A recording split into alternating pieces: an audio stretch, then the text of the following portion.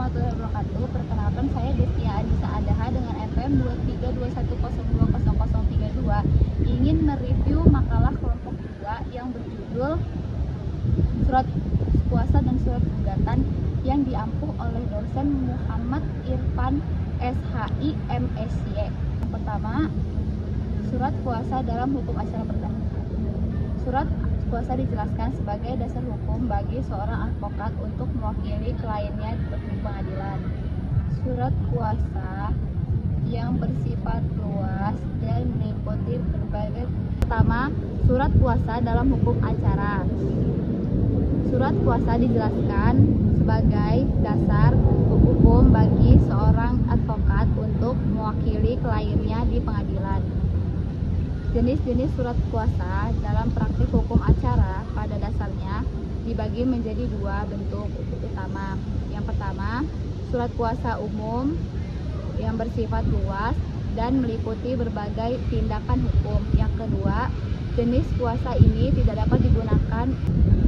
Yang kedua, jenis surat kuasa ini tidak dapat digunakan dalam proses perencana di pengadilan karena bersifat yang terlalu umum dan tidak spesifik. Yang kedua, fungsi dan kedudukan surat kuasa. Kedudukan surat kuasa sebagai kuasa formal, kehadiran advokat di persidangan ditekankan secara tepat, menegaskan bahwa surat kuasa sebagai dasar formal kehadiran advokat di persidangan ditekankan secara tepat, menegaskan bahwa surat kuasa bukan sekedar formalitas administrasi melainkan syarat esensial yang merendahkan sah tidaknya suatu perwakilan. Syarat-syarat surat kuasa. Unsur-unsur seperti kejelasan identitas, bentuk tertulis, material, serta spesifikasi terhadap perkara tertentu dijelaskan dengan baik. Kemudian surat gugatan dalam hukum acara. Pembahasan surat gugatan menguraikan fungsinya sebagai pintu masuk perkara ke pengadilan dan sebagai representasi formal dari sengketa hukum. Struktur surat gugatan yaitu ada kepala, posita, dan petitut. Kemudian syarat dan contoh surat gugatan. Penulis kembali membedakan surat menjadi formil dan material.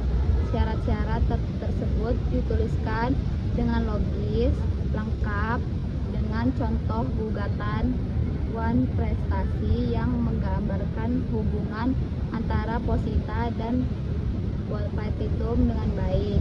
Hal ini diperkuat pemahaman tentang bagaimana gugatan disusun secara prosesian dan formal.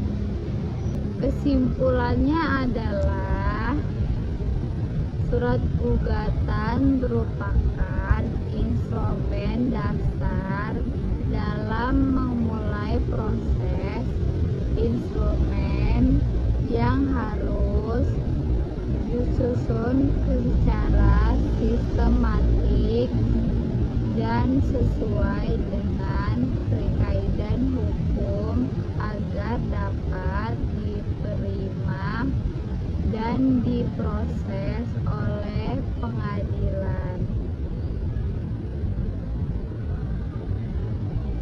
Permasalahan yang sering terjadi dalam praktek menunjukkan bahwa ketidaktelitian dalam penyusunan dokumen hukum dapat didapat proses pengadilan, bahwa menyebabkan gugatan tidak dapat diberikan substansi.